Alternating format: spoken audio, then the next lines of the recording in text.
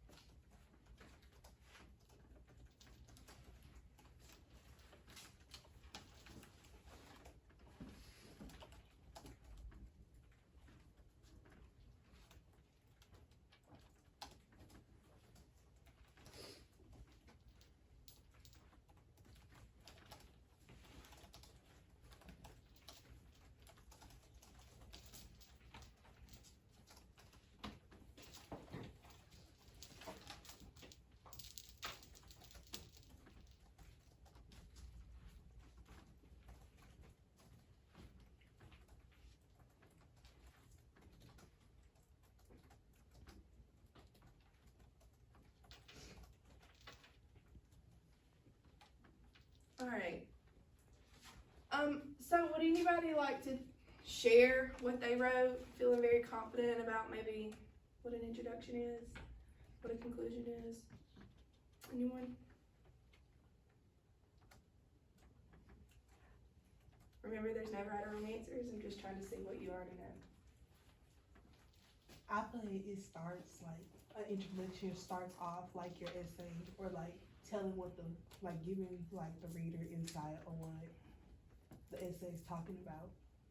That's right. That's definitely part of it. An introduction can also hook the reader. It tells them what a paper, if it's an essay or research document, what that paper research document is going to be about. And there's several different techniques. So one of the big things I see when we start a writing assignment for any grade level I've ever taught is they always say, Ms. Henderson, how do I start it off? How do I start it off? So what I'm going to share with you today are some tips and strategies on how to start off an introduction. So thank y'all for taking that pre-assessment. We're going to transition into the student resource here. If y'all would find that, pull that up. I'm going to give you a few minutes to get there while I go over the standards that I'm covering for this lesson. So these standards come from the National Content Standards for history and for ELA.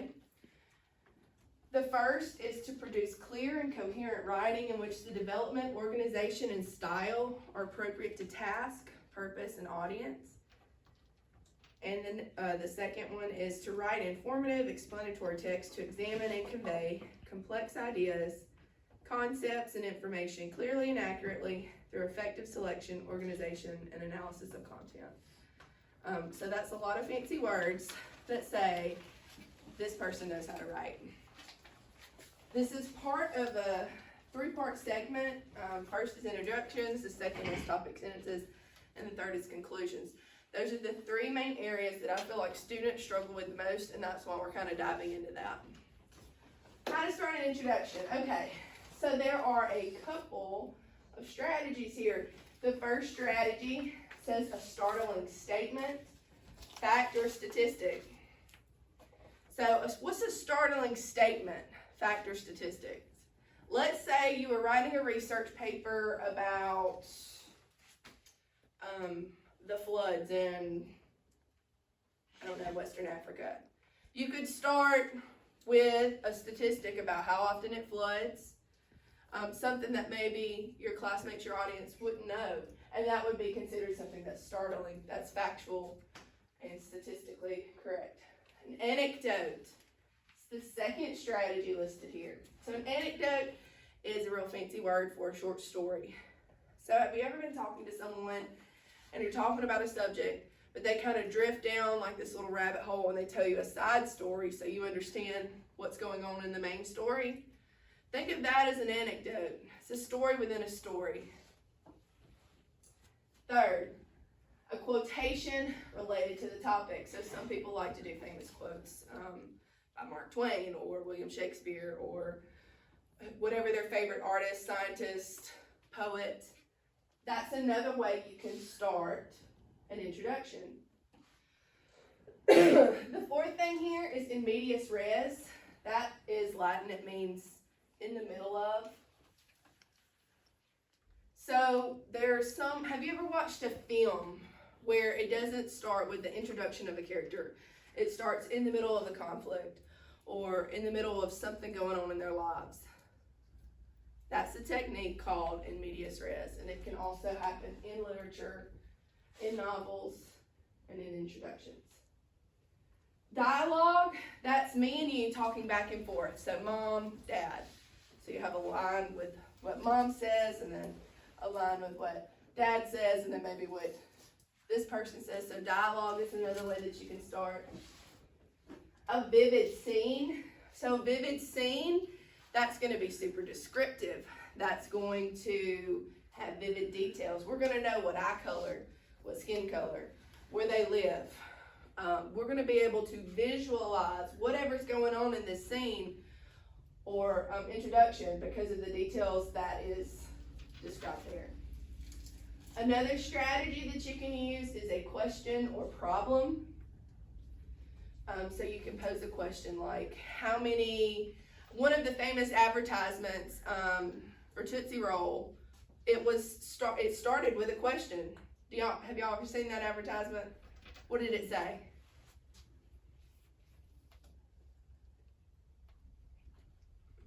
Okay. So another strategy is a personal reflection about the topic. So this is where you say, I think, I feel. It depends on what kind of writing. Are you in first person, second person, third person? And depending on what case you're in is whether or not you could use this technique. Definitely don't use a personal reflection in a research paper unless it is about yourself, okay? Or your experience, or you're in the reflective part of the paper. Next, a description of the topic that does not name it. So you wouldn't say, this is da-da-da-da-da-da. You just start describing it.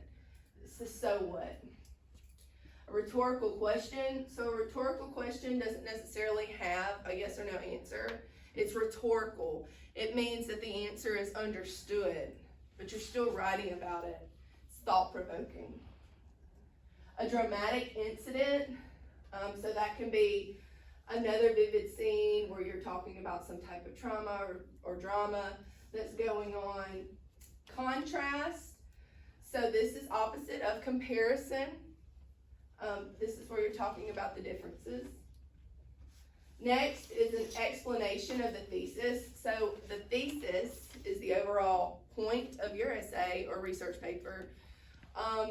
The way thesis can be described is, if I'm going to spend 5 or 6 pages writing about this, I should be able to look at that last sentence in your introduction, and from that last sentence determine what this paper is going to be about. You can also explain that. That's another technique. Here, I'm studying this because da da da da da. You can also give a brief historical background, and last, an idea to be refuted. So something that's disagreeable. And so those are usually those hot debatable topics, like whether Taco Bell is better than McDonald's. Can that be refuted? Maybe. So think of something debatable. All right, so those are some strategies. Raise your hand if you are familiar with the Twilight Saga. Hands up. Anybody? Okay, so in the book Eclipse, my Twilight fans, how does that novel start? If you're a true fan, you would know this. I think I got a true fan back here. It starts close. I think you're thinking of book 2, maybe. But there are letters where she's writing in book 3, because that's when he left. But the way it starts, because remember our focus is on introductions, the way Twilight Saga book 3 starts is it starts with a quote from Robert Frost, who is a poet, and it's an allusion to his work of art, Fire and Ice, and it goes, some say the earth will end in fire, some say in ice. I hold with those who favor fire. So it uses one of these techniques. Let's see, it's a quote related to the topic. Now, how does that relate to the topic? Well, we find out it's also a foreshadowing, because we find out, they have that ice, that epic battle in the ice. They burn one another to kill off the vampire bodies. So anyways, that was the technique that they used in that. All right. Last thing I want us to do is I've got some books here that I've pulled, and each row, y'all just kind of get in a group together. And what I would like for you to do in your groups is I want you to go and look at the introduction. Now the Scarlet Letter, let me just give you a different one because it has a whole separate introduction. I want you to look at the introduction with your group, and I want you to see how they start their introduction. What strategy that we've talked about today did they use? All right, I'm going to give you a few minutes to work on that in your group, and then I want us to discuss it. All right, so y'all get in your groups now, and then I'll call time in just a minute. Try to identify at least one of these strategies that the author uses in this book. Bring the book.